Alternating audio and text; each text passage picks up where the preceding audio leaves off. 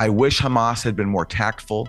I wish the Palestinians could have come together and have a unified position. I wish their leaders... If President Trump pulled a drowning baby out of the ocean, his critics would accuse him of starving the sharks. Nothing works. October 7th was an act of desperation. It was a disaster for the Palestinians especially. They have committed war crimes. The IDF has committed atrocities that I never thought I would ever see in my lifetime. I thought humans had evolved past that kind of disgusting war crime behavior. Anna, you don't have the diplomatic record to stand behind your assertions. I'll leave it at that.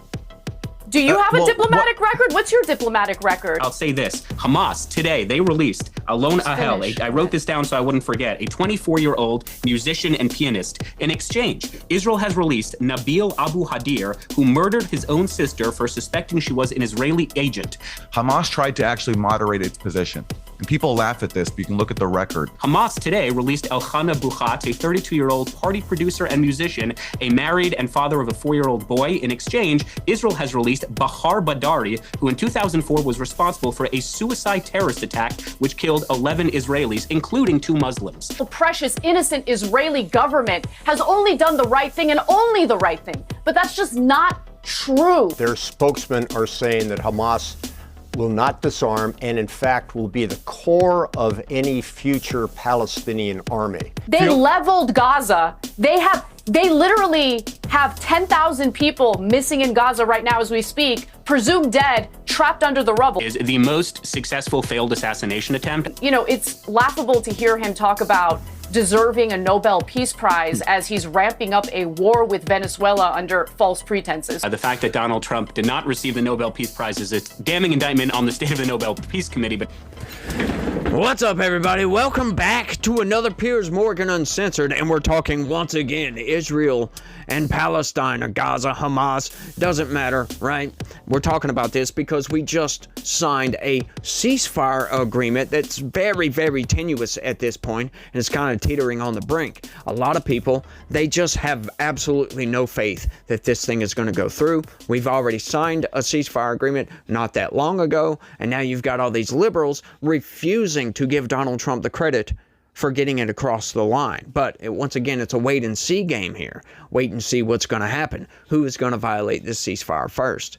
And Hamas is already showing their hand. They're coming out and they're slaughtering Palestinians for being collaborators with Israel. That's fascinating, don't you think? And you wonder why Israel doesn't want to send journalists in. Like, hey, look, I get it. I totally get that argument, but we'll get into all that argument. You guys do me a favor, smash that like button for me, subscribe if you're new around here, follow this channel, as a matter of fact, because we go over news and politics, and I show you guys how you're being manipulated by corporate press news articles. They come up with very clever ways to manipulate you guys. So y'all make sure and do all that. Share this video anywhere and everywhere you can, and if you would be so inclined, I need y'all's help. Click that join button, sign up, join the community, become a member, help me fight the fight that you know you want me to fight for you. So, y'all do all that for me, and let's just get into this debate. Feeling today was extremely joyous, and I would argue hopeful. What's your thought? Cautious, very cautious optimism, especially given some of the statements that we've heard from the Israelis over the weekend. You know, Benjamin Netanyahu gave a speech to the Americans that made it appear as though he believed in the ceasefire and was going to follow through with it. Remember, they've only agreed to the first stage of the ceasefire, and the rest of it is still incredibly murky. But then on Israeli television, he spoke in Hebrew and talked about how the military operation isn't over yet. Then you have Israel Katz talking about how as soon as we secure the release of all the hostages, we're going to go back in and destroy the tunnels. So there are some signs that make me a little uneasy, but I will say this. I was happy to see the hostages released. The videos of them reunited with their family members are incredibly moving. The innocent Palestinians you're referring to, though, are going home to raised communities, raised neighborhoods. They have no home to go back to. So I'm concerned about them and their well-being. That being said, it does appear that there's some humanitarian aid being allowed into the Gaza Strip. It remains to be seen if it's enough in order to help people who have been intentionally starved for months. Do you give Donald Trump full credit for making this happen? Well, no, I don't, because this is the same ceasefire that could have been agreed upon over a year ago, and it wasn't. So the real question is, what changed? Why did Donald Trump, basically put his foot down finally after tens of thousands of innocent people were killed, after, obviously there was the ground invasion in Gaza City, which has also been leveled. It's laughable to hear him talk about deserving a Nobel Peace Prize as he's ramping up a war with Venezuela under false pretenses. So, look, I'm not going to give Trump credit because, again, he could have done this a year ago, or at the beginning of his administration, I should say, and he refused to do it. By the way, the same for Biden. It's the same ceasefire agreement that Biden rejected that we're now learning, thanks to reporting from Israel, by the way. So it is what it is. All right, Shavos Kestenbaum, I give Trump enormous credit here. I think he's done something which I don't think any other American president at this moment could have done. He's brought Netanyahu to heel. I think the catalyst for it actually was the incredibly ill-advised attack by Israel on Doha when they tried to take out the Hamas negotiators, which was a failed mission. They didn't kill the negotiators. They killed a member of the Qatari security forces. They killed some other people who were totally unconnected with Hamas. A complete debacle. And when I read that Donald Trump had made Netanyahu literally get on the phone and apologize to the Prime Minister of Qatar for that, I thought, wow, things have changed. And, sure enough, here we are, not long after that catastrophic error of judgment by Netanyahu, with him seemingly brought to heel. And I think that is what's happened. Yeah, I think that's a pretty accurate characterization. First of all, it's good to see you. It's been a while. I miss getting yelled at 7 a.m, so good to be back. The fact that Donald Trump did not receive the Nobel Peace Prize is a damning indictment on the state of the Nobel Peace Committee, but I digress. You're absolutely right. Amit Segal was the one who said that the strike in Doha is the most successful failed assassination attempt. I would agree with you. It was ill-advised, but inadvertently, it actually brought Hamas to the negotiating table, because one of the differences between the ceasefire now and the ceasefire of a year ago is, for the first time, Hamas was pressured by Qatar, who's hosting them, by Egypt, by Syria, by Turkey. That is not the status quo of a year ago. That is a direct result of peace through strength. As President Teddy Roosevelt said, you talk softly, but you carry a big stick. So while it is true Israel was trying to negotiate with Hamas for the better part of 2 years, it is also true that they had a really good incentive, Hamas, that is, for negotiating, meaning they will no longer be accustomed to living in the Four Seasons in Doha, and they will be forced to be given a negotiation. And I think this is what all the far left, this is what the campus activists, this is what the cultural elites have been saying for 2 years. We need a ceasefire now. We need to end the war. This is literally what happened. And it's quite a testament to the fact that they are not celebrating in the streets, which I think underscores it was never about a ceasefire or peace. It was always about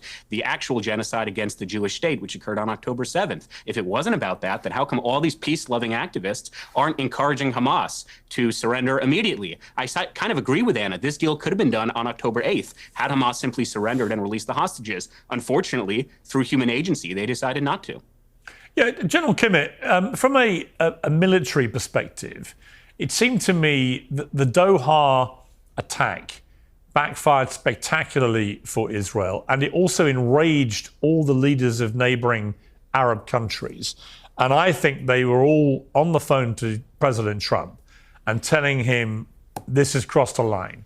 And at that point, Trump, I think, got very serious with Netanyahu. Listen, I might be wrong. It's just my gut feeling. Got on the phone to Netanyahu and said, enough. This has to end. What is your reading of why things have come to a head seemingly so quickly after that attack?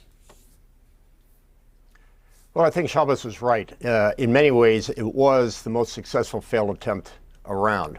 But the fact still remains that they did get on the phone. They did call Trump. Trump also turned to them and said, okay, if you want Netanyahu to knock this off, then you guys have got to be part of this process. And if you don't want Israel attacking Hamas wherever they are, in Doha or Turkey or some of the Muslim Brotherhood organizations in Egypt, you need to get on the bandwagon. You need to start pressuring Hamas.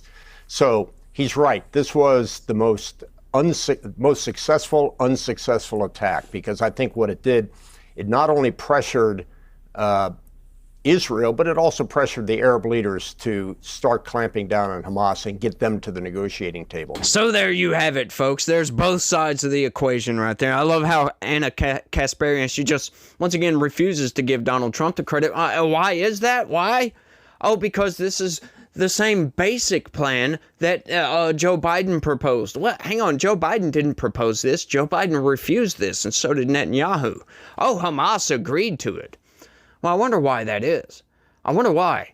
I wonder why they wouldn't agree to this. Like, none of this makes any sense. This is the same one. Oh, yeah, as a matter of fact, Anthony Blinken come out with an op-ed trying to take credit for this ceasefire deal, saying, oh, well, this is the plan.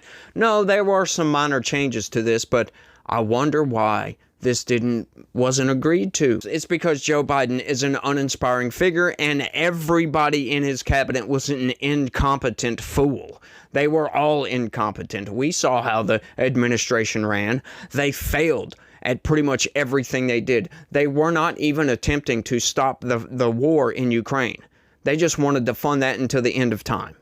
This is a very complicated situation, right? What we have here in Gaza. Once again, folks, and you can't just go in with incompetent fools and expect them to get anything done. Donald Trump is a negotiator. That is what he does. He hires people he knows can get the job done. So he's got very good people on the ground doing the vast majority, the bulk of the negotiations. You get a basic framework. Once again, folks, the Biden administration trying to take credit for that framework. All ceasefire agreements, the basic framework is there. You just change out the names and certain stipulations, right? But the basic framework is always basically the same for any ceasefire agreement. Sure, once again, there are going to be minor differences, but you could take credit for all of those, for goodness sakes, if you really thought about it. But, I love how she says, that not giving the Nobel Peace Prize to Donald Trump, and I understand why. Look, I imagine the Nobel Peace Committee, they looked at, the strikes in Iran. Oh, that's a strike against Donald Trump. They see what's going on here in Venezuela. What she said. Oh, that's a strike against Donald Trump. He's not sowing peace anywhere, right? Once again, he has solved, at this point, 8 different conflicts since his second term started, since January 20th. 8 different conflicts, folks. That's an insane accomplishment, if you ask me. Truly insane. Now, yes, sure. Is he committing violence upon certain places? Yes. But you can't look at the strikes in Iran and the strikes in Venezuela as an act of war, because what is the results of what's going on here, right? The results of Donald Trump striking those nuclear facilities in Iran stopped a war. As a matter of fact, that's one of the accomplishments for bringing peace, was a strike, boom, taking out those nuclear facilities. And what is he doing here in Venezuela? You can't call that an act of war. You cannot. I'm sorry. These drug-running boats, these cartels, are terrorists. They're labeled as foreign terrorist organizations. He has every right to take these people out. That is just law enforcement, if you ask me. They have intelligence that says that these boats are carrying drugs to the United States. Now, once again, I can argue on how this is being implemented. I don't necessarily like just, firing a missile at these boats and destroying these boats. Personally, I don't like that at all, because extrajudicial assassinations is not how you go about getting justice. As a matter of fact, these people need to be brought into custody. They need to be intercepted by the Coast Guard once they enter United States waters. That's what I think. Once again, I've talked about this a lot. I don't like how Donald Trump is going about this. He's taken the easy road. You can't take the easy road with situations like this, right? We don't like all these drone strikes in the Middle East. Didn't like that either. I don't like what's going on in the Caribbean. It's the same, folks. I don't like it. But I can't tell the administration how to do their job. They feel that's the best solution. So, it is what it is. There's nothing I can really do to change this. I can just voice my disappointment, if you will, about what's going on. But I do think he should have got the Nobel Peace Prize, because the person that actually got the Nobel Peace Prize was just the opposition leader in Venezuela. She has not solved international conflicts to the level that Donald Trump has. I'm sorry. Just because they think he's brought a little bit of violence to the world. Yeah, but what's the result of that little bit of violence? He's stopping drug running, and he stopped a nuclear program, or at least stalled it. That's the objective outlook, I guess. They stalled that nuclear program. So it is what it is, but let's keep going. But the truth, I mean, you talk about a brutal occupation, and I don't disagree, but there's also been a brutal occupation of the Palestinian people by Hamas themselves. They were given governance in 2006. They won the election. But for the next 20 years, rather than try and bring any kind of change or prosperity to its people, it built one of the biggest underground tunnel networks in the world has ever seen, frankly, in modern times, and planned an outrageous terror attack on a horrific scale, with 3,000 of them pouring over the border and indiscriminately murdering and kidnapping anyone they can get their hands on. Now, that if you look at the way they're treating Palestinian people throughout the last 20 years, if you look at the way they have sacrificed Palestinian lives so brazenly and callously as they themselves ran to hide in their tunnels, leaving civilians to be murdered and to be killed, then you could argue the brutal occupation has worked with both. You could say, yeah, the Israelis have had a brutal form of occupation over the Palestinians, but so has Hamas. I see things differently, Piers. Hamas won the elections, you're correct. What happened immediately?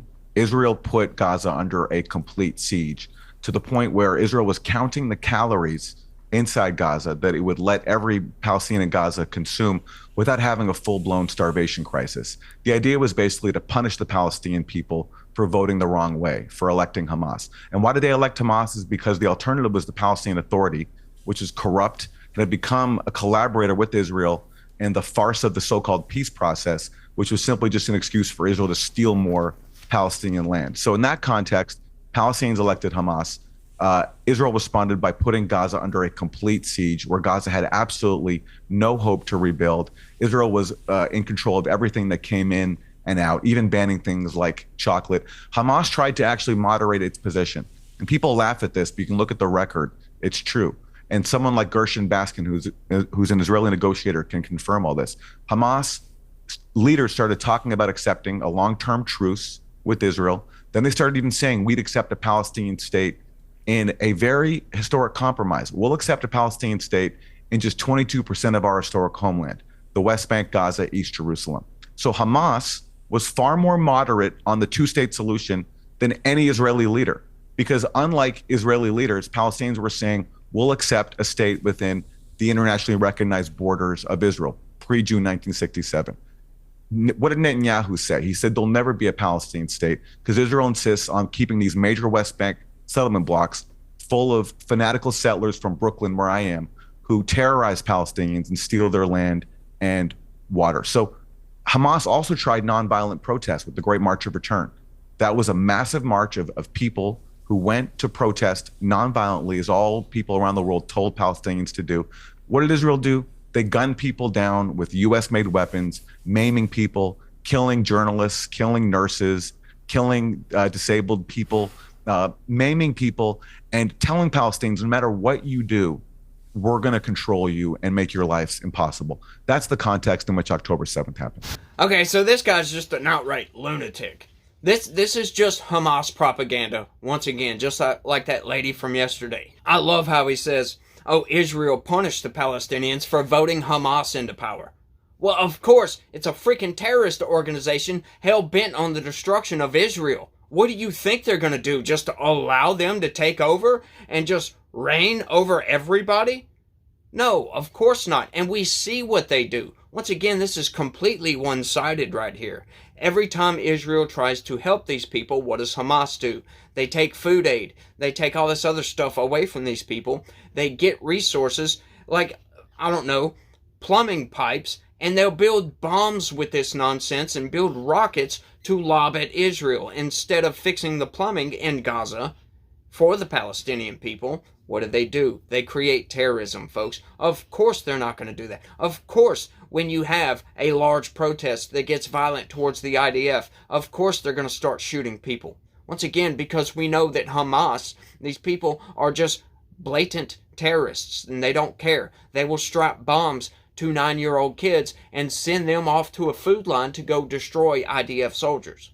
How do you fight against that? Once again, this dude is just a raving lunatic, if you ask me. Really? Hamas tried to moderate their position? Of course, they seemed moderate because they're lying, folks. You really think that they want to negotiate anything with Israel? For crying out loud, of course Israel's not going to be amenable to any of their demands or any of their negotiating tactics, because this is a terrorist organization that we're dealing with, folks.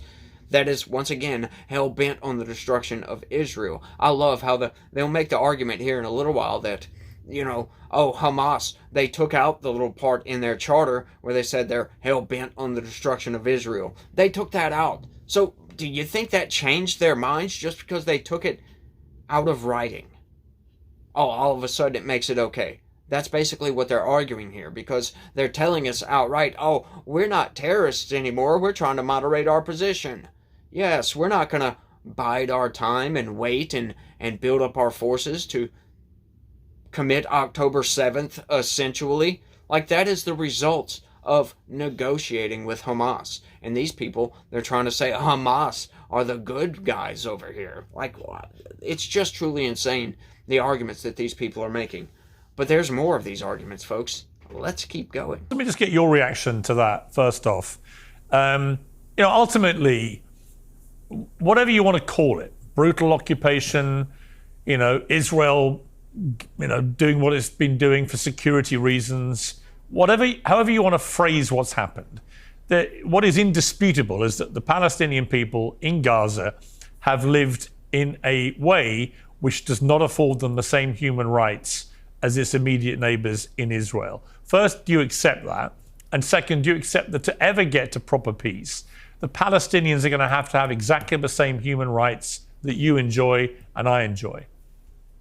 Absolutely. And I think I speak on behalf of the overwhelming majority of the Jewish people and the overwhelming majority of the people of Israel, where we say we want there to be a two-state solution. We want Palestinians to have freedom of movement, freedom of expression. The problem is Palestinians, like all human beings on planet Earth, possess moral agency. They can make choices in life. And unfortunately, way too many Palestinians made the choice in 2006 to elect Hamas. Unfortunately, not a single Palestinian to this day, even in the face of a $5 million reward, decided to reveal where a single hostage was being held. I wish that was not true, but unfortunately, it is true. I wish the Palestinian school system did not teach their kids that one of the greatest ideals you can do as a person is not become a lawyer or a doctor or a profession, but rather to kill Jews and take back an historic homeland that was never actually yours to begin with. I want there to be a two-state solution, which is why it bothers me to no end that in 2020, the Palestinians rejected their own state. It bothers me in 2008 that the Palestinians rejected their own state. It bothers me that in 2003, the Palestinians rejected their own state. The Oslo Accords. We can go all the way back to the 1937 Peel Commission, the 1948 Partition Plan.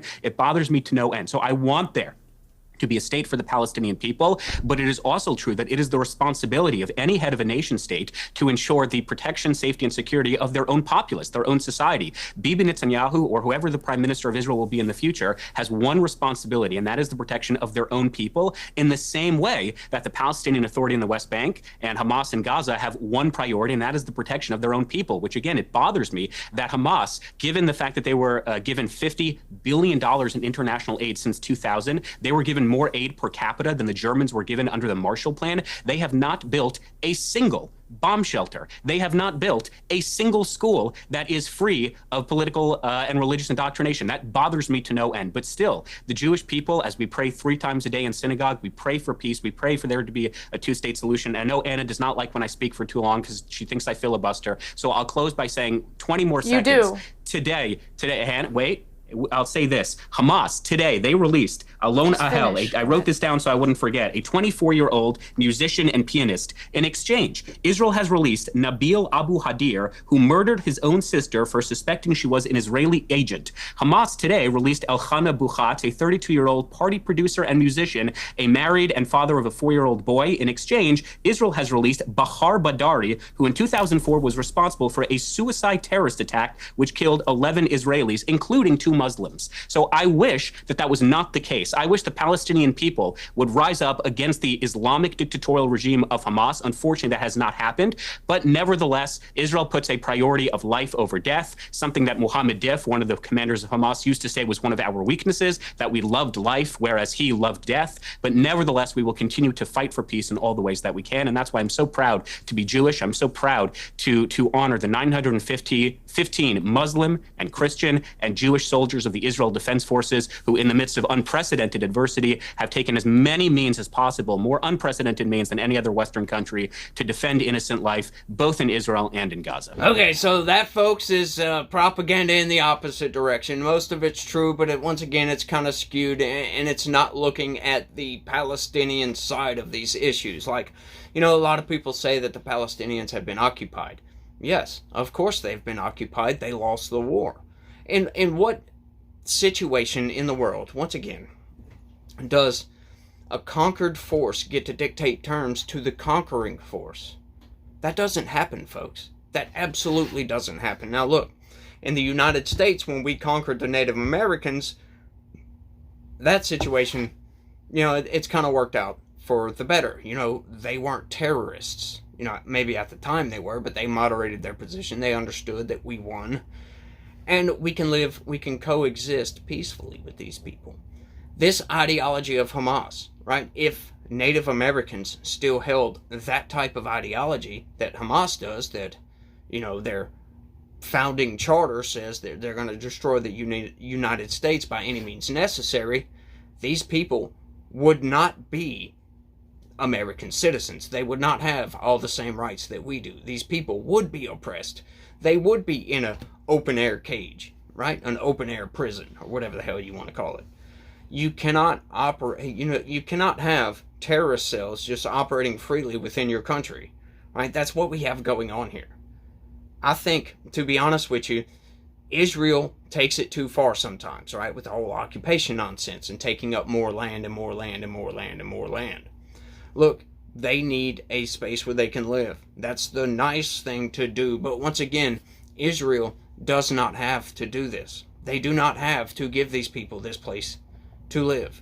They can, if they wanted to, boot all of these people out. It's just, that's the reality of the situation, right? Historically, none of these arguments would be taking place. If this was pre-internet or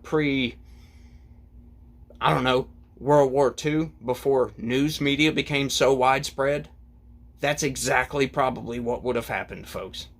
That's exactly what would have happened. The only reason these people have any sort of voice right now is because of the current technological advancement that we're at, with media and information being global pretty much instantly at this point. That's the only reason. If it was not for the internet, if it was not for everybody having a freaking cell phone, the Palestinians would not exist, folks, or they would exist somewhere else. Which, honestly, I think that should be the solution, right? I don't understand why these people insist on living under occupation. That's their choice. They could move. They could leave. Get out.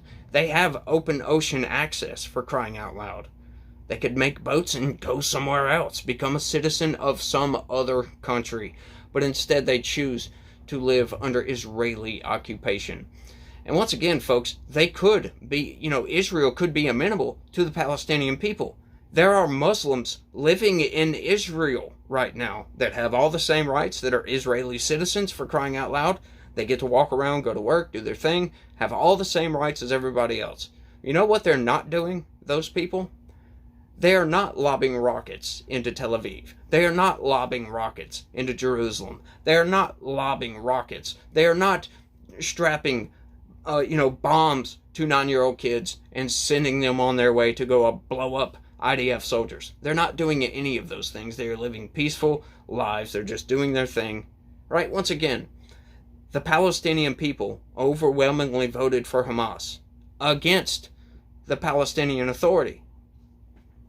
Like, what sense does that make? The guy was talking about, it was corrupt. So instead of voting in a corrupt, organization, you're going to vote in a terrorist organization and then try to justify voting in a terrorist organization, for crying out loud? the same people that terrorize their own people, the Palestinians, for crying out loud. Like, so you're voting against your own interests right here, and you wonder why Israel is doing what they're doing. Once again, you guys know my position on Israel. I think they've taken this war way too far, right? They've killed way too many civilians, and there was another route they could have taken with sending in specialized units to go into the tunnels and take out Hamas. Underground, just take these people out, because we know they hide within the civilian populations. You know, you have undercover agents, special agents, spies, if you will, that could go in and root out who is Hamas and who is not, and then just simply assassinate these people. But they don't choose to do it. They didn't choose that route. They chose, hey, let's just blow everything up. And I don't think that's the right route, folks. I think it's the optics of what Israel has done here will be a stain on their history for the rest of time. It absolutely will. You guys know that I'm completely against how they've conducted themselves in this war. But once again, a lot of it is understandable because of the actions of Hamas.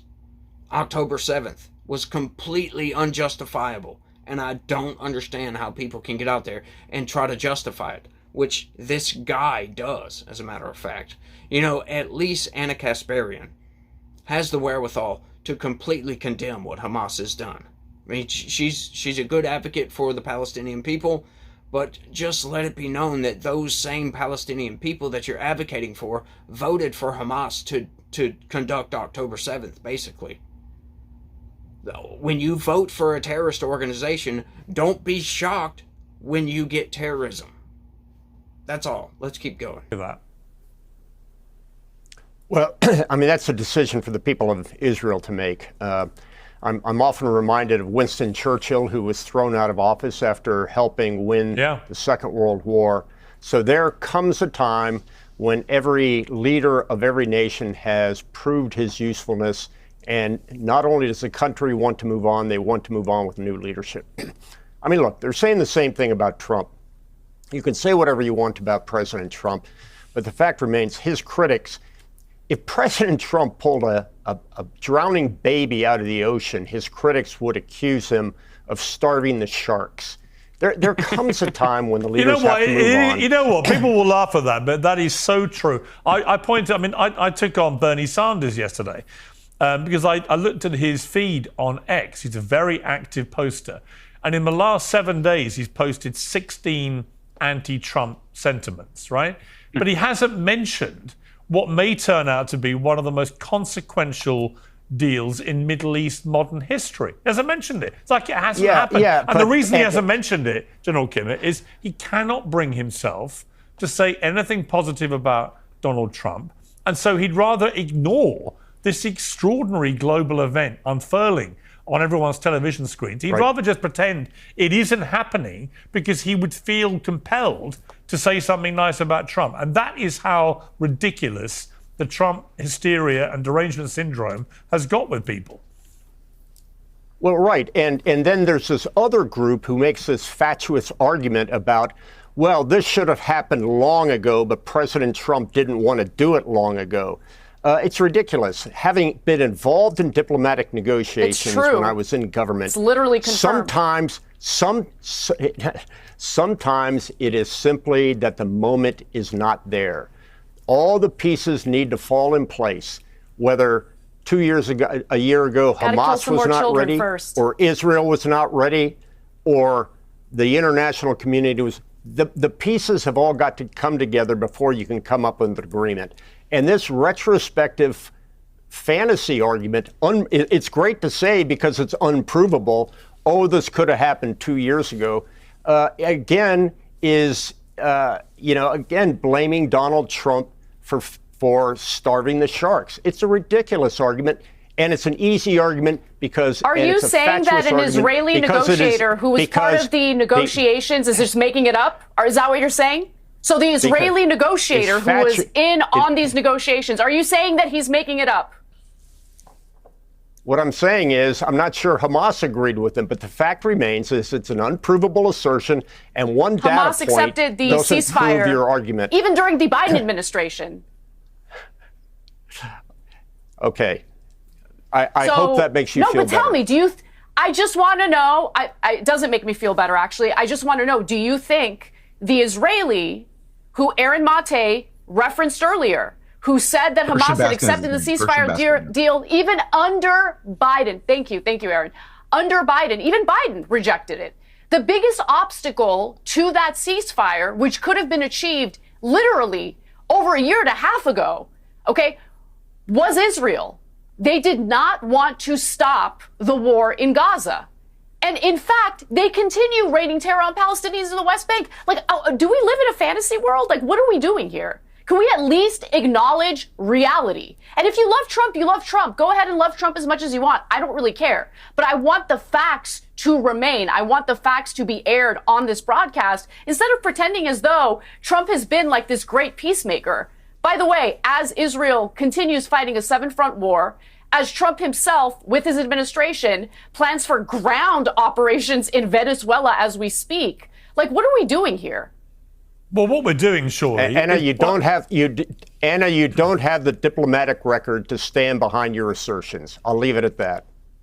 Do you have a diplomatic record? What's your diplomatic record? This isn't What's about your diplomatic record? Tell me.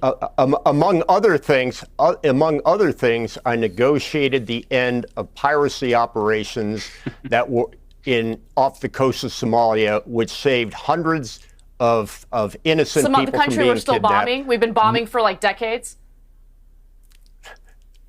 Okay. Can I say something, Piers? Listen, all right. None of our records have Please any bearing on the. None of our records as individuals have any bearing on the actual record of Israeli-Palestinian diplomacy. And as myself and Ann have been pointing out, you can listen to people like Gershon Baskin, an Israeli negotiator, who pointed out that more than a year ago, Hamas accepted the exact same terms that were just accepted now. That's just a fact, no matter our own individual background. And you also had, and I said this earlier, according to the families of Israeli hostages, a spokesperson for the family said this very early on. Within a few days, Hamas offered to release all the civilian captives that they took on October 7th if Israel did not attack Gaza. But Israel's higher priority was not its own people, it's not peace, it was Jewish supremacy. I don't think there's any country, Aaron, I don't think there's any country in the world that would not have attacked a neighbor who had launched that scale of terrorist attack on its people. I mean, as people keep reminding everyone, statistically, it was the equivalent of somebody murdering 40,000 people in the United States, right? The idea of the United States, if one of their neighbors did that, would not have launched a ground attack very quickly is for the birds, as it would be if it was England and France or Germany or Spain, or whichever one it is. Any country that had that kind of scale of terror attack was always going to attack back with tremendous force, if for no other reason than the people who perpetrated it within days were on camera saying, we're going to keep doing this. So there is no country that would not have attacked. So this idea that what Israel should have done was simply go, oh, okay, if you just release the civilians but keep all the military people you've kidnapped, fine, then we won't invade. That was never going to happen. And I think it's very naive to suggest that this is anything different to what any other country would do. My issue with Israel is what went on this year in particular, that the starvation, the blockade, the invasion of Gaza City, the relentless attacks on already decimated areas, and the fact that so many innocent children were being killed because of the uniquely under 18 makeup of 50% of the population. You know, it became completely intolerable to most right-minded people in the world, the scale of what was going on. But to go back and suggest that within days or weeks of October the 7th, what Israel should have done to an enemy wedded to its destruction, who has repeatedly, since the attacks, and we're going to keep doing this, would not have attacked with great force, everyone would have done that. And if they wouldn't have done that, their people would have drummed them out of office. Okay, so let's try to put all these pieces of the puzzle together. Okay, so basically Anna and this other guy, they're arguing that, oh, well, it's Israel's fault that this ceasefire wasn't agreed to a year and a half ago. Okay, well, Biden was in charge back then. Do we think that Joe Biden could have reined in Benjamin Netanyahu at that point, 6 months after the attack? Do we think that Joe Biden could go and negotiate these things and actually get Israel to chill out right after this attack? Do we think anybody could have done that after 9/11? It's the same thing what we're dealing with right here, right? 9/11, look what that started off. A 20-year war in Afghanistan that we ourselves decided to withdraw from because, I don't know, what was it, $11 trillion or $7 trillion or something like that we spent on that war for no apparent reason with absolutely no results. I mean, sure, we got Osama bin Laden, but we did not get rid of his organization. The Taliban is still in charge, for crying out loud. Like, nothing happened with all of that. We just wasted a bunch of money and made a lot more enemies. Okay, so, but do we think that anybody could have stopped us from going into Afghanistan? Do we believe that? No, of course not, folks. Do we think that Joe Biden is a good enough negotiator to rein in Benjamin Netanyahu? No, he can't even rein in his own faculties, for crying out loud. Like, he can't even walk off of a freaking stage, for goodness sakes, at that point in time. Like, none of this makes any sense. Of course, Israel did not want to sign a ceasefire at that point, but they've turned themselves into the pariah. They've just completely taken out way too many civilians at this point, and the public opinion was turning against them. I don't know if you guys have noticed, but not that long ago, I just stopped getting them, as a matter of fact, but not that long ago, I was getting endless commercials about purchasing products made in Israel and blah, blah, blah, blah, Israel first stuff. And it kind of pushed me away from them, because it's like, okay, they're trying too hard now. They're really trying too hard. I don't like what they're doing in Gaza, right? They need to chill out. They should have sent in commando units to try to surgically strike Hamas instead of just blanket carpet bombing everything and expecting a carpet bomb to not take out civilians, to not have collateral damage, for crying out loud. Like, once again, though, Donald Trump negotiated the ceasefire. Get over it, you people that don't like Donald Trump. I love this idea. All these lefties that hate Donald Trump are not celebrating the fact that everything that they've been protesting over the past year, Donald Trump delivered to them on a silver platter, essentially, and they're mad about it. They're angry about all this. It's absolutely nonsense, folks. It really, really is. But once again, let's bring it back to the situation here. Okay, so public opinion has turned against Israel. Okay, so now they're trying to figure out a way to get out from underneath this really, really bad press. Okay, so now they're going to be settled. And once again, Donald Trump has come in and reined in Benjamin Netanyahu, actually. A lot of people said, oh, Miriam Adelson, and Donald Trump is bought and paid for by Israel, and he's Israel first now. Can we still say that, folks? Can we really still say that after Donald Trump's actions? You remember that animated tone he took when he said, these two countries, they don't know what the they're doing? Violated, but Israel violated it too. Israel, as soon as we made the deal, they came out and they dropped a load of bombs, the likes of which I'd never seen before. The biggest load that we've seen. I'm not happy with Israel. You know, when I say, okay, now you have 12 hours, you don't go out in the first hour and just drop everything you have on them. So I'm not happy with them. I'm not happy with Iran either. But I'm really unhappy if Israel's going out this morning because of one rocket that didn't land, that was shot, perhaps by mistake, that didn't land. I'm not happy about that. You know what? We basically have two countries that have been fighting so long and so hard that they don't know what the they're doing. Do you understand that? I mean, did we forget about that or something? That he was pissed off at Benjamin Netanyahu for striking Doha? I mean, come on, folks. Let's at least give the man the credit he deserves on that, right? I mean, come on, people. Your Trump derangement syndrome is getting old at this point. I've got another clip, though.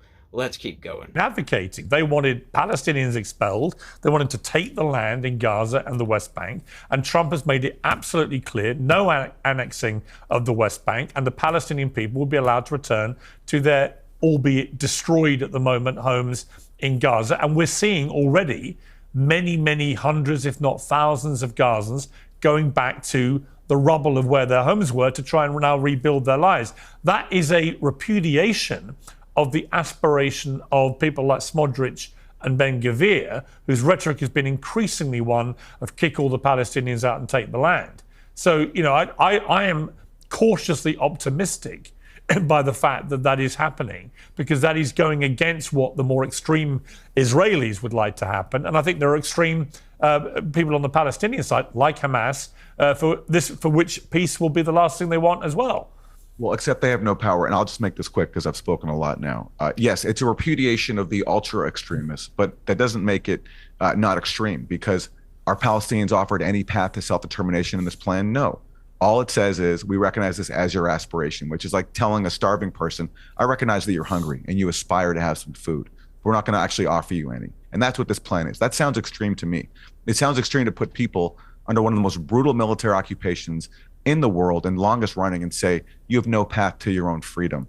And that has been the premise of all this. And so just going back to your original point to me, in terms of what Israel should have done on October 7th, again, we're not talking about a normal situation of neighbors living side by side and one person attacks another. You're talking about an occupied people, desperate, under siege forever. They've tried nonviolent protest. They've tried to accept the two-state solution. Nothing works. October 7th was an act of desperation. It was a disaster for the Palestinians especially, because it gave Israel the opportunity to do what it's always wanted to do, which is destroy Gaza and push out as many Palestinians as possible. In terms of what Israel should have done, Israel didn't have the right to fire a single bullet into Gaza.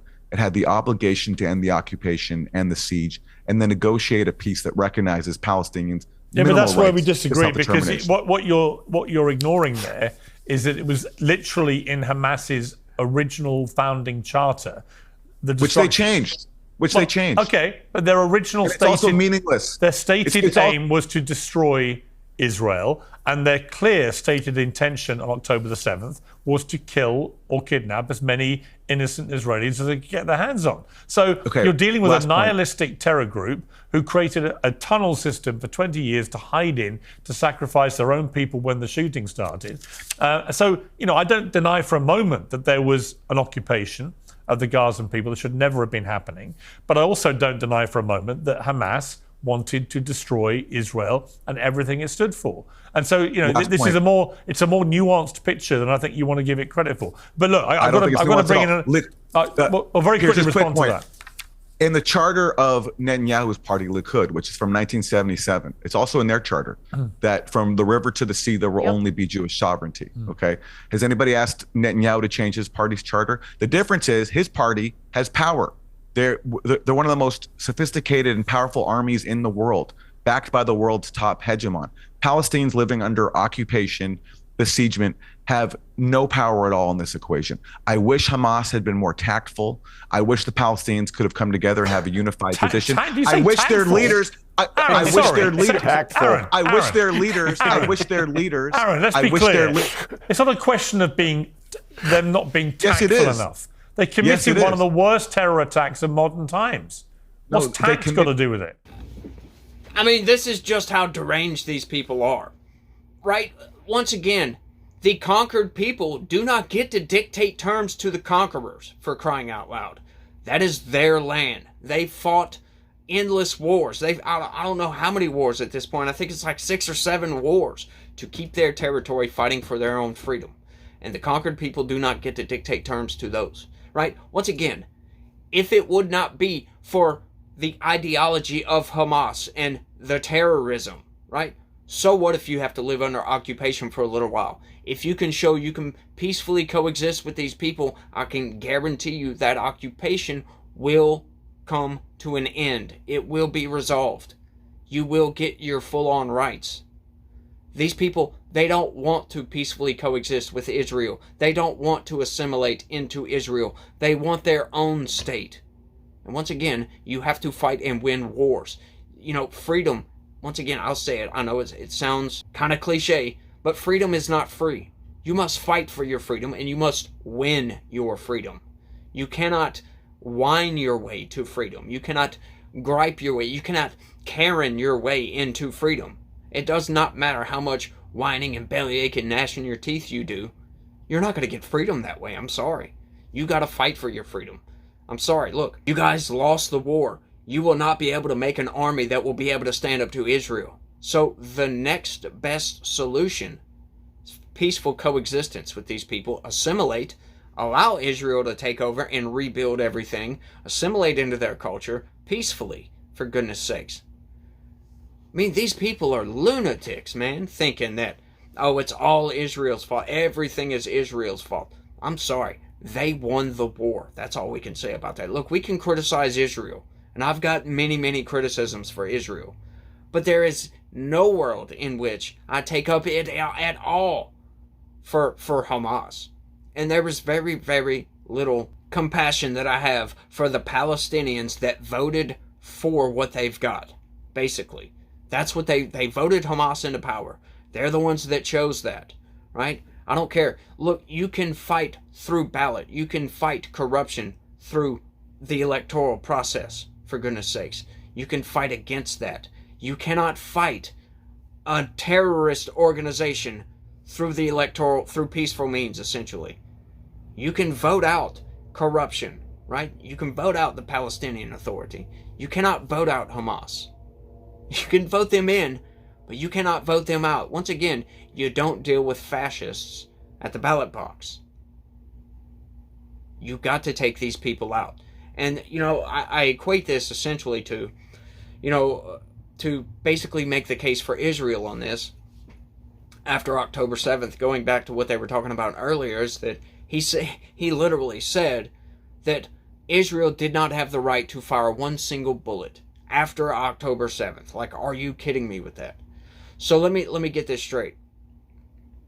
If somebody comes and kidnaps your daughter, runs off with them, and says, okay, hang on just a second, I'll give you your daughter back if you don't press charges against me.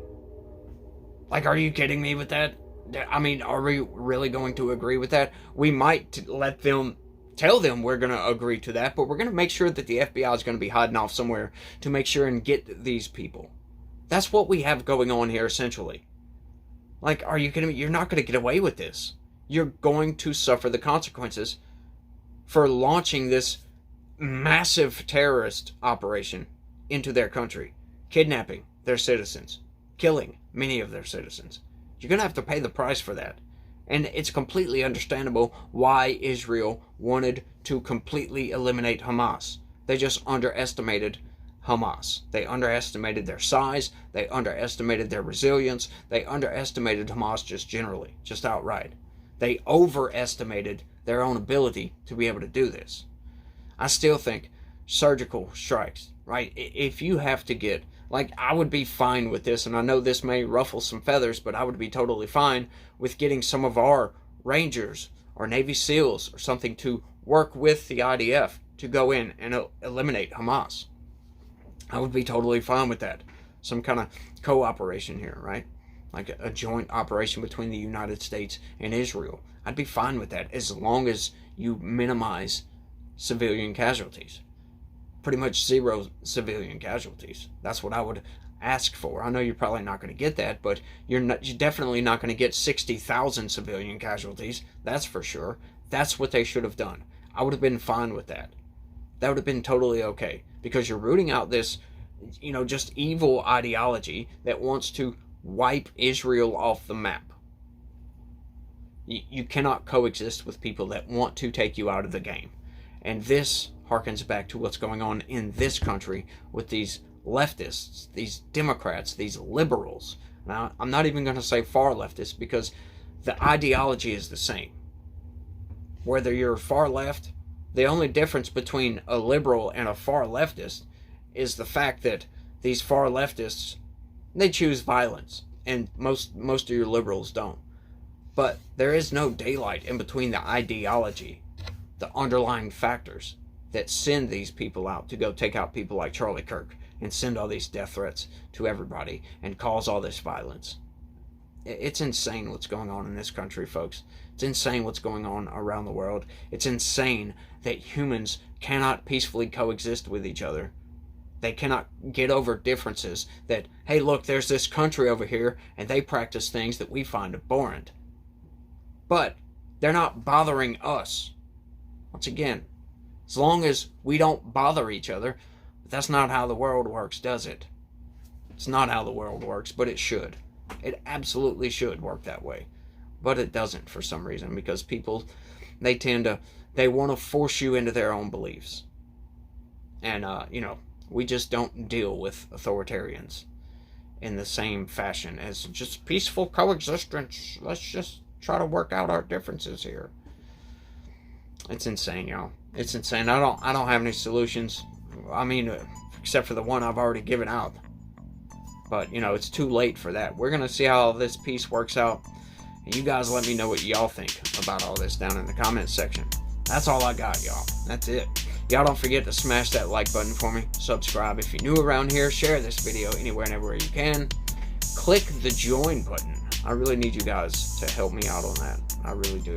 I am willing to put in the work, to fight the fight, to give you guys the information you need to be armed with to push back against the machine, to push back against the narrative that is coming from the corporate press and Democrats. Because we know it's all lies and manipulations, for the most part, right? Once again, they give you some facts, but then they leave out other facts that would probably change your mind about what's going on, about certain situations. So it's all manipulative, folks. But like I said, y'all do all that for me.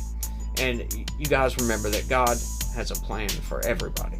You may not know what that plan is. You may not be able to see that plan right off, but it's there. And He loves each and every one of you out there. So y'all try to have a good day and stay legitical. Peace.